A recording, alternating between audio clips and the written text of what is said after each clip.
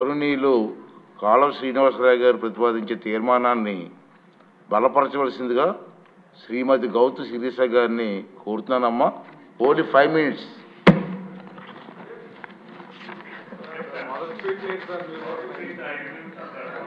ధన్యవాదాలు అధ్యక్ష.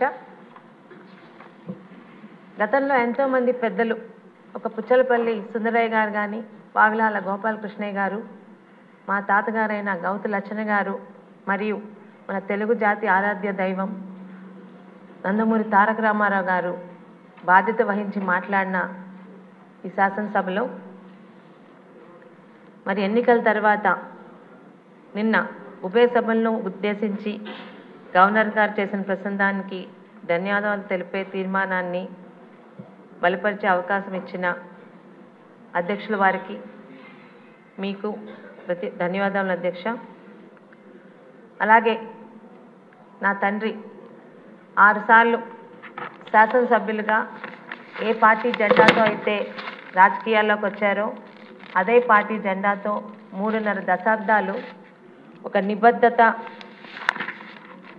నిజాయితీగా ఒకే పార్టీలో అంకిత భావంతో పనిచేసిన మా తండ్రి గారైన గౌతు శ్యాంసుందర్ శివాజీ గారికి, ఒకే ప్రాంతం నుండి ఒక కుటుంబాన్ని 3 తరాలుగా ఆదరించి ఈరోజు 16వ శాసనసభలో ఆ కుటుంబం నుండి 13వసారి నాకు మాట్లాడే అవకాశం కల్పించిన నా పలాస ప్రజలకు అందరికీ ధన్యవాదాలు చెప్పుకుంటున్నాను అధ్యక్ష. 2014-2024 అసెంబ్లీ ఎన్నికల్లో కూటమికి ఇచ్చిన ప్రజా తీర్పు అత్యంత బాధ్యతాయుతమైనది. చంద్రబాబు నాయుడు గారి అనుభవం, పవన్ కళ్యాణ్ గారి ఆలోచన, నరేంద్ర మోడీ గారి పాలన మీద నమ్మకం ఉంచిన ఆంధ్ర రాష్ట్ర ప్రజలకు సుపరిపాలన అందిస్తామని చెప్పడానికి గౌరవ గవర్నర్ గారి ప్రసంగం ఆద్యంతం అద్దం పడుతుంది అధ్యక్ష. ముఖ్యంగా 2014 విభజన తర్వాత ఆనాటి ముఖ్యమంత్రి నారా చంద్రబాబు నాయుడు గారు 16,000 కోట్ల లోటు బడ్జెట్ నిలువ నీడలేని పరిస్థితుల్లో తమ సమర్థతతో ప్రజలకు ఆశయాలకు అనుగుణంగా అభివృద్ధి చేసి 2 సంవత్సరాల్లోని అన్ని వర్గాల ప్రజలకు మంచి చేయాలని పరితపించి సన్ రైజ్ ఆంధ్రప్రదేశ్ అనే బ్రాండ్ ఇమేజ్ని మన రాష్ట్రానికి తీసుకొచ్చారు అధ్యక్ష.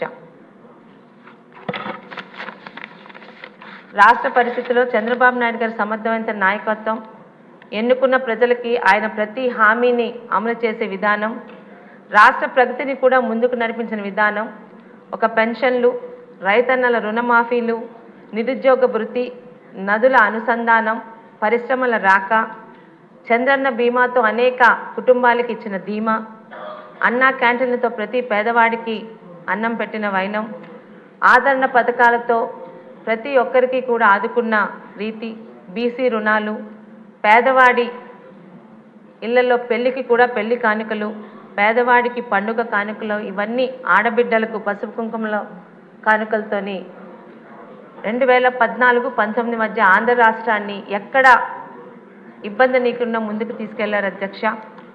అలాగే ఆంధ్రప్రదేశ్ని ఒక నవ్య ఆంధ్రప్రదేశ్గా, స్వర్ణాంధ్రప్రదేశ్గా, హరితాంధ్రప్రదేశ్గా మార్చిన చంద్రబాబు నాయుడు గారి సమర్థవంతమైన నాయకత్వం నుండి 2019లో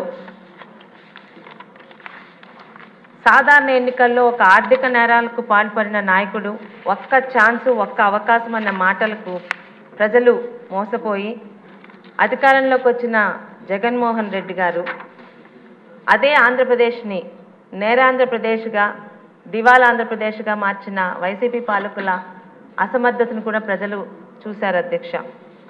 చెత్త నుండి సంపదను సృష్టించిన చంద్రబాబు నాయుడు గారి సమర్థవంతమైన నాయకత్వం చూసిన ప్రజలకు అదే చెత్త మీద పన్ను వేసి ప్రజల మీద భారం వేసి దోచుకున్న వైసీపీ పాలకుల అసమర్థ పాలనకు కూడా సాక్ష్యాలుగా నిలిచారు అధ్యక్ష.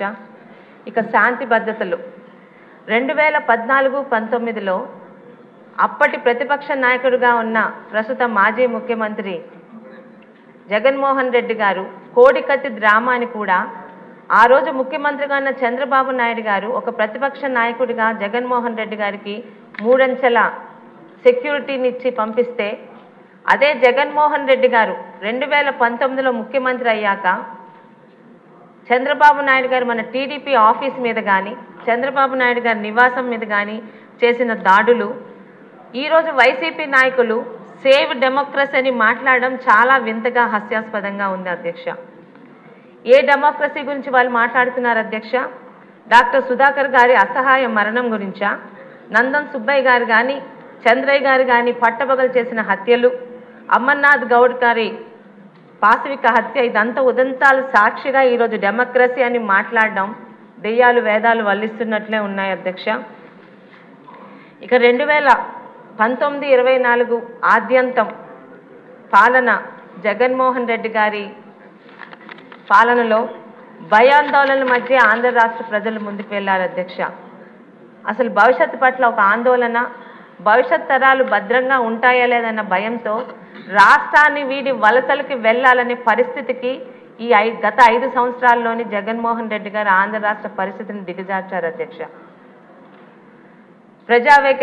ప్రజావేదిక విధ్వంసంతో మొదలై పనికి మాలిన 3 రంగుల పేరుతో, వాటి మీద కోర్టు కేసుల పేరుతో వేల కోట్ల ప్రజాధనం వృధాతో పాటు పెన్షన్లు అమల్లోని కూడా మోసం, అనేక హామీల అమల్లోని మడమ తిప్పుతూ ఎన్నడూ లేని విధంగా రాజధాని పేరుతో రాష్ట్రాన్ని ప్రాంతాల వారీగా విభజించి పాలించే కుట్రలు, డైవర్షన్ పాలిటిక్స్తో ప్రజల్ని తప్పుదోవ పట్టించడం, ముఖ్యంగా ఏ రోజు ఆంధ్ర రాష్ట్ర చరిత్రలో లేని హిందూ దేవాలయాల మీద దాడులతో ప్రజల్లో దేవాలయాలకే భద్రత లేనప్పుడు మన భద్రత ఏంటి అనే ఒక ఆందోళన సృష్టించారు అధ్యక్ష.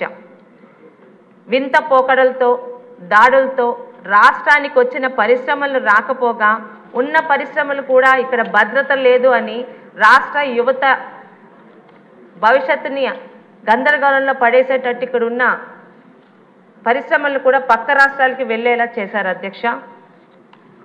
ఇక ఎక్కడో సెటిల్ అయిన ప్రవాసాంధ్రులు కూడా రాష్ట్రంలోని ఈరోజు పెట్టుబడులు పెట్టడం క్షేమకరం కాదనే స్థాయికి దిగజార్చి ఆంధ్ర రాష్ట్ర సన్ రైజ్ అనే బ్రాండ్ ఇమేజ్ని పూర్తిగా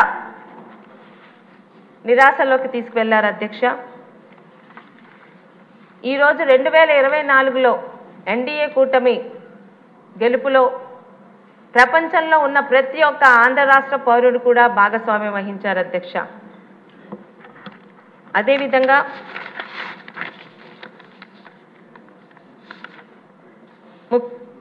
రెండు 2024లో సరికొత్త ఆశలతో చంద్రబాబు నాయుడు గారు మరియు పవన్ కళ్యాణ్ గారు మోడీ గారి సారథ్యంలో గత 5 సంవత్సరాల చీకటి అధ్యాయాన్ని, పీడకలని పక్కన పెట్టే విధంగా ఈరోజు ఆంధ్ర రాష్ట్ర ప్రజలు ఒకసారి చేసిన తప్పుని దిద్దుకొని మళ్ళీ ఎన్డీఏ కూటమికి ఈరోజు బాధ్యత అప్పగించారు అధ్యక్ష.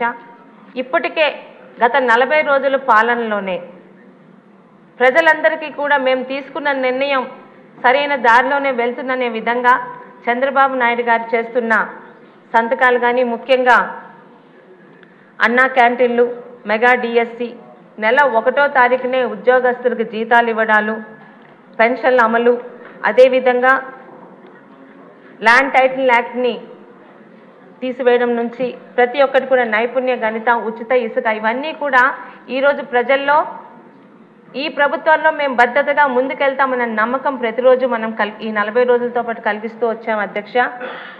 ఈరోజు రాష్ట్ర పరిస్థితి గత 5 సంవత్సరాలు వైసీపీ పాలకులు చేసిన నష్టాన్ని ఈరోజు శ్వేతపత్రాల రూపంలో ఏం జరిగినా పారదర్శకంగా ప్రజల ముందు ఉంచుతూ గతంలో జరిగిన నష్టాన్ని మనం ఎలా అయితే ముందుకు తీసుకెళ్లామో ప్రతి ఒక్కటి కూడా ప్రజల్లో శ్వేతపత్రాల రూపంలో ఇవ్వడం కూడా ప్రజలకి పార్టీ మన ప్రభుత్వం మీద ఒక నమ్మకం కలుగుతుంది అధ్యక్ష. మరి ముఖ్యంగా ఈరోజు పెద్దలు కాలువ శ్రీనివాస్ గారు ప్రవేశపెట్టిన గవర్నర్ ప్రసంగానికి బలపరిచే తీర్మానాన్ని నాకు కూడా బలపరిచే అవకాశం ఇచ్చిన మీ అందరికీ కూడా పేరు పేరున ధన్యవాదాలు తెలుపుకుంటున్నాను అధ్యక్ష. తర్వాత మన యలమంచిలి సత్యనారాయణ